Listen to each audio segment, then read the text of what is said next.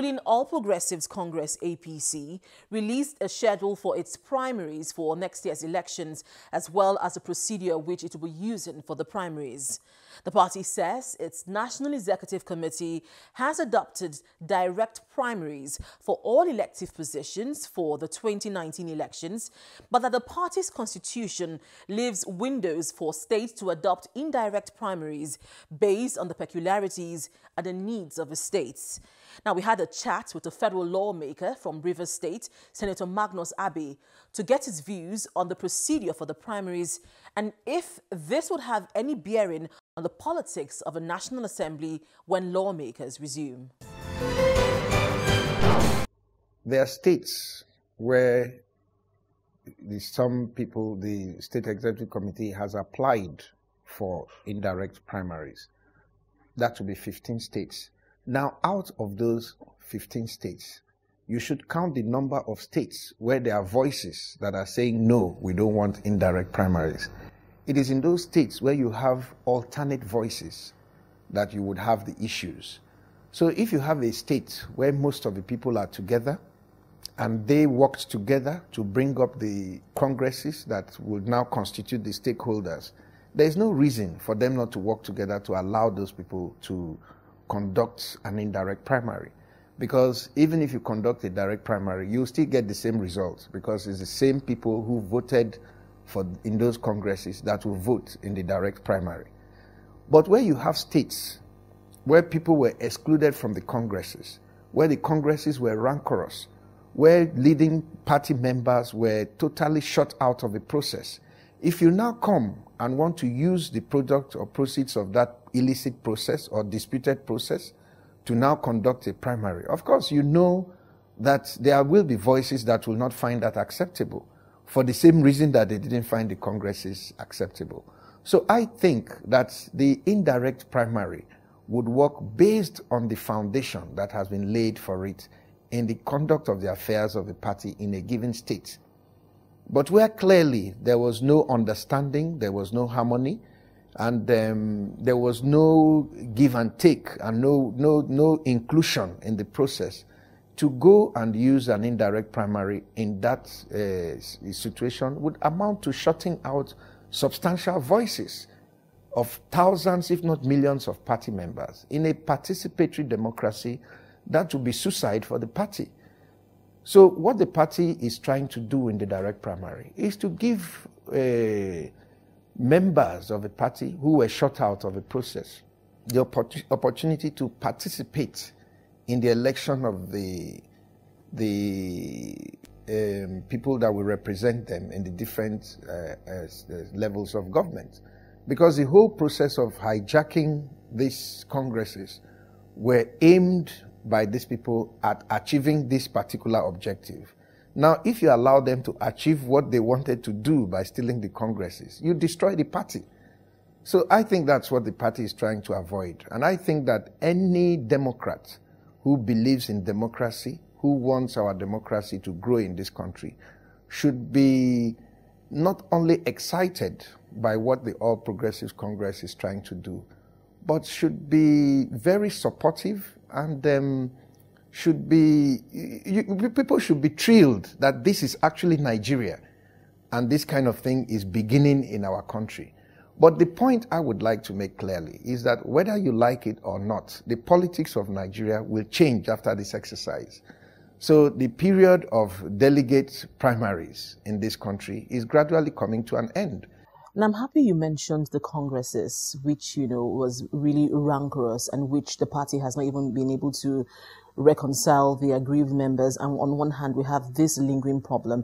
And on the other hand, we have this brewing crisis as regards the method for the party primaries. I don't think that you're looking at it properly. First of all, you need to understand that these congresses were conducted by the former executive committee of the party. And before the congresses were conducted, the party had rarely met in the last 3 years. The party had not taken any active step in behaving the way a political party should behave, to manage the expectations of members, to manage the differences within the polity, to engage members in a manner that could satisfactorily address some of the challenges that were emerging in the All Progressives Congress after our victory in the last elections. Now, having failed to do that, the party went ahead to conduct congresses across the country. And the result, of course, was not unexpected by those who are close watchers of the politics of the APC.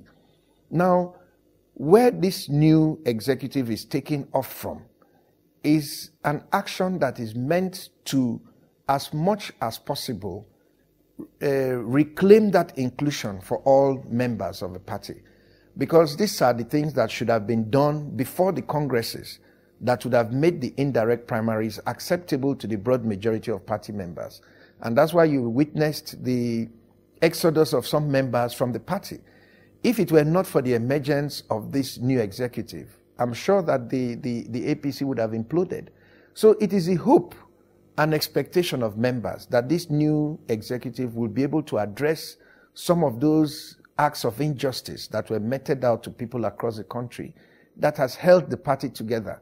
Now, if this executive does not carry out the foundation of its mandate, which is to recreate the party as a progressive movement in the politics of Nigeria, which is to bring true change to Nigerian democracy and succumbs to blackmail from whatever group, then of course the expectations of the people will be dashed.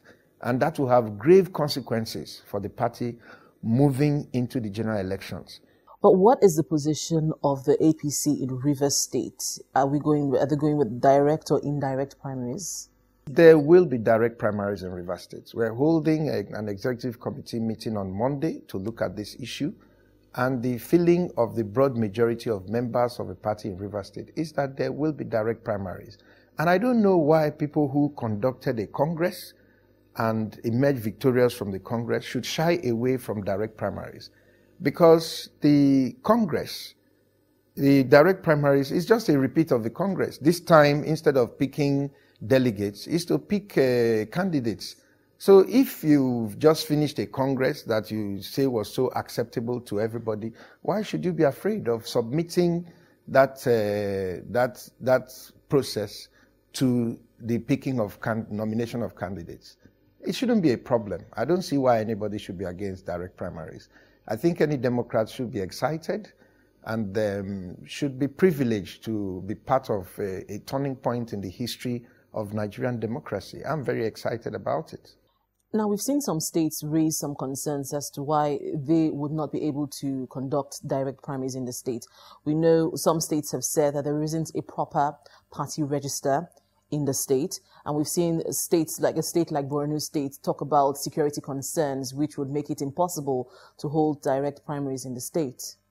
What gives me happiness is that all those who have expressed opposition to the challenge of a direct primary, nobody has said that it is not the best for our democracy. I haven't heard anybody say that. Everybody agrees that this would be the best for our democracy. Now, when you're growing a system and there are challenges, the proper thing to do is to fix it. If people have concerns about the membership register, then let's fix the membership register. If people have concerns about security, then let's fix the security. I don't know how people, when we're going into a general election in a few months' time, and members of a ruling party in a state will say that for security reasons, they cannot hold congresses in their state. But these same people held congresses. And this direct primaries is nothing but a congress. So if they knew that congresses were not possible, so what results are they now bringing based on which they now want to conduct indirect primaries? Well, be that as it may, these lawmakers have expressed, their feelings about this. But how would this all play in the politics of a National Assembly when Parliament resumes on September 25th? What do we expect? I think that it would be in the interest of the party to treat loyal lawmakers fairly.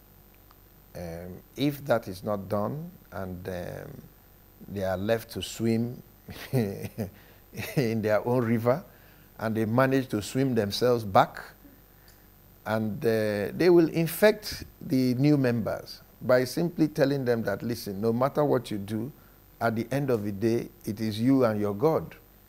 So better don't listen to the party because there is no party, you know. So I don't think that the party will succumb to anything that would make it impossible for the party to be fair to everybody. The party understands the position and importance of governors, but the party also understands the position and importance of lawmakers. So a situation where people are clashing over the same thing, maybe a governor and a senator are trying to contest for the same seat, then the party will have to be partial to one. But a lot of the governors are contesting as governor, and they also want to control who will contest as a senator. There are even some party leaders who are not contesting for anything, but they want to control everybody who will contest for something. So I think that in a lot of these situations, the party would have to be smart enough to try to balance interests and make sure that as much as possible, there's a win-win situation created for the stability, not just of the party, but of the country. Now, this is where we draw the curtains for this week's edition of the Gavel. If you have any views on any of the issues discussed, please email us on thegavel@channelstv.com. Thank you for staying with us and see you again next week.